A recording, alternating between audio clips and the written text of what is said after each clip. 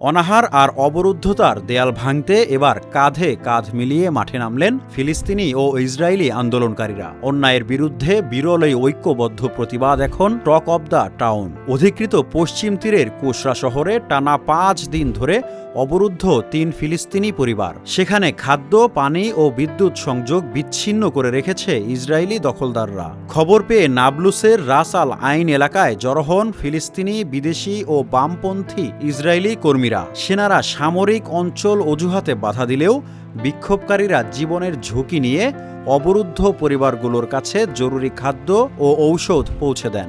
এলাকাটিতে একের পর এক বাড়ি দখল ও অভিযানের মাধ্যমে ফিলিস্তিনিদের বাস্তুচ্যুত করার ষড়যন্ত্র চলছে বলে অভিযোগ স্থানীয়দের। ২০২৩ সালের অক্টোবর থেকে গাজা যুদ্ধের পর পশ্চিম তীরে এমন হামলা ও সম্পত্তি দখলের ঘটনা আশঙ্কাজনক হারে বেড়েছে। সামরিক বাধা ও দখলদারিত্বের মুখে যৌথ এ লড়াই প্রমাণ করে নিপীড়নের বিরুদ্ধে মানুষের রুখে দাঁড়ানোর চেষ্টা এখনও থামেনি।